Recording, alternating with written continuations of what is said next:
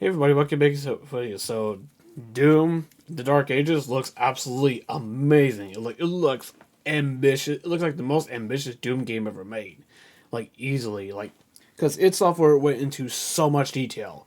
As you can see here by the clip I'm about to show you, where I mainly focused on the actual gameplay tidbits they showed off, which there is a lot. There's a lot of gameplay they showed off. So we got a lot to go over. So I'm not gonna be showing I'm gonna link the full video. So if you don't watch the video by itself, you can obviously, click on the description and watch the full deep dive where they go over so much. There is so much new things they've done with this new game. So I'm gonna be talking about a little bit of the gameplay that we saw.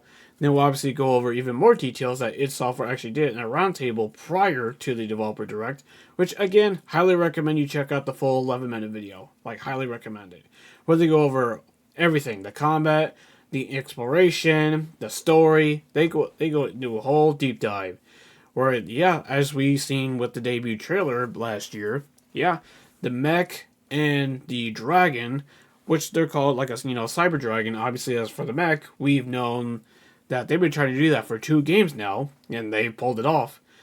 So, as you can see by the gameplay, obviously with the UI, they definitely went for the more classic look, which I'd say is pretty darn cool.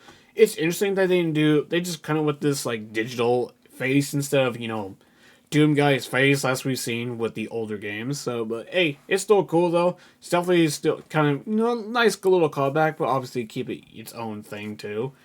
Now, the other details, we found out that the game will not have any form of multiplayer, so no multiplayer this time around. It is strictly a single player experience. So let's get started. id Software recently pulled back the current on Doom: The Dark Ages to reveal a lot more gameplay from the upcoming shooter, while also explaining some of the biggest changes from past Doom installments. One of the biggest that's this time around, no multiplayer. During the developer direct, id Software shared a lot more details of the upcoming game, which acts as a medieval themed prequel to Doom 2016 and Doom Eternal. But the developers also held a roundtable interview with the press ahead of it, where studio director Marty and creative director Hugo provided more context on the changes and design choices that went into it. Perhaps the biggest news to come out of it is that this time around, id Software is not developing as a multiplayer mode. While this isn't the first game in the series to ditch multiplayer, it's still pretty rare for the series to not include co-op or deathmatch modes of any kind. But according to the developers, they want to make a bigger, better game, and cutting multiplayer will let them do that.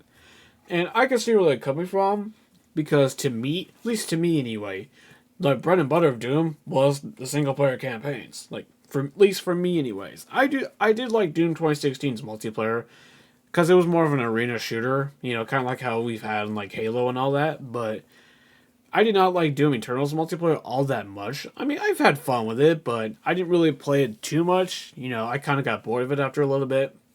I mainly only played it when friends asked me to, personally. But yeah, like it makes sense that they would cut multiplayer.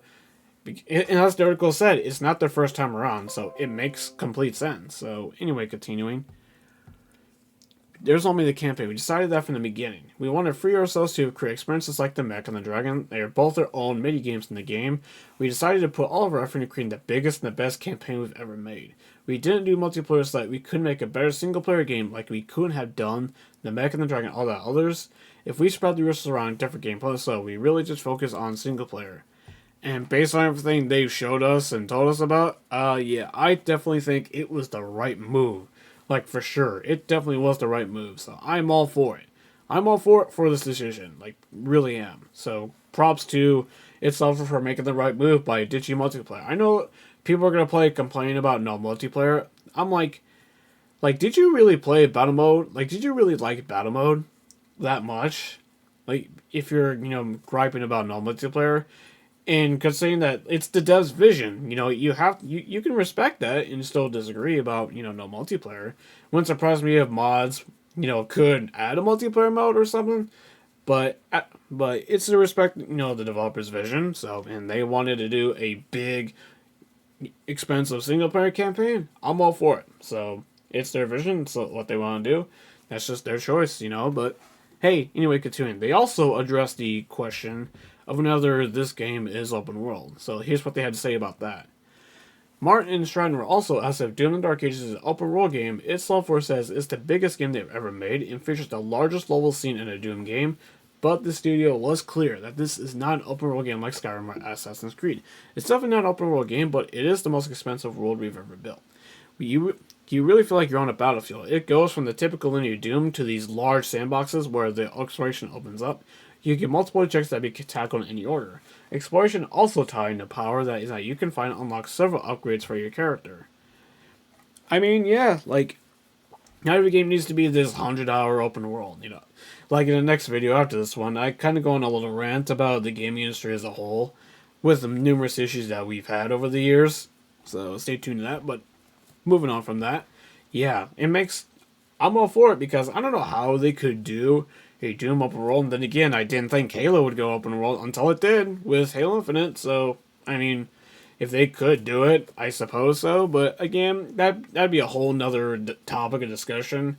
And like I said, not every game needs to be open world. So I'm all for it. So if I'm just getting like a 20-30 hour precise single player amazing first person shooter, I'm all for it. So, and we all know, based on the edition we're getting campaign DLC 2 anyway. So, I mean, there's still going to be plenty of content with this game. So, it doesn't need to be open world. So, I'm all for that. Anyway, finally, they also talked about the inspiration, where it is not inspired by Quake and it's not the end of a trilogy. See, that's kind of the thing. Before this game was shown off, for the first time, we all thought they were making Quake, but they're not, obviously. Martin also said that a big thing they learned from Eternal is that too many currency and skill trees can couple a game in many ways that aren't fun.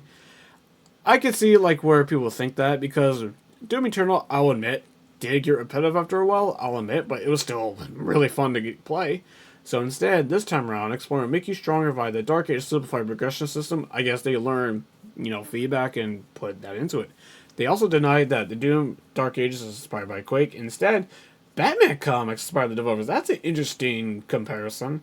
The inspiration was more inspired by Batman Year 1 and 300, said Martin. I mean, I guess it considering it takes place between 64 and 2016. I'm a pretty big comic book fan. I mean, I am too. But yeah, there were rumors that it was called Doom Year 0, and that was what we called internally. I still think it was a really cool name. Although Dark Ages is pretty cool too, I think Dark Ages is more fitting. Finally, Martin was asked if Dark Ages being the third game of the trilogy is the end of this era of Doom. I don't think I can answer that. We're not supposed to talk about it. Anyway, I like making Doom games. I wouldn't have a problem doing this for a long time. But this isn't designed to be the end of something. And that's kind of everything that we have for Doom: The Dark Ages based on this whole direct today. And yeah, like this game, it's gonna be amazing. And they definitely designed the game to be a perfect new entry point, and it's easier to access as they were talking about in the video. So yeah, that's another lesson they learned. Like where they're not focusing on just, little lore bits you can find in the map. Like they're actually putting it directly into cutscenes, like they said. It's definitely an extra story worthy of the Slayer's legend, and that's what this whole thing is about, providing context between Doom 64 and 2016. So I'm up for it, and there's the limited edition, that's what I got. So yeah, like, definitely Doom, The Dark Ages, yeah, like, this is shaping up to be a easy Game of the Year contender for me, like, easily. Like, it looks so damn good, like, man, it's gonna be hard to top, Doom, like, Eternal and Doom 2016, because those two games alone are just freaking amazing. Like, they really are. Those are some of the best first-person shooters I've played in the last decade. Like, id Software knows their shit when it comes to single-player campaigns. When it comes to first-person shooters, they know. Like, they've mastered their crafts. They know what the fuck they're doing. And yeah, oh my gosh. I can only dream of, like, how they're gonna go on from here. It sounds like they're saying that this ain't the end of them making Doom, which, I mean, we know. I mean, we know we're getting expansions. Like, we all know that. Like, that's kind of an obvious thing. But yeah, so we definitely know that we are getting story expansions with this game. You know how many though? I'm guessing 2, like Doom Eternal did. How that plays out, maybe. I guess depends on how the main story of Dark Ages, ends. Holy crap, we're already talking about how the game ends.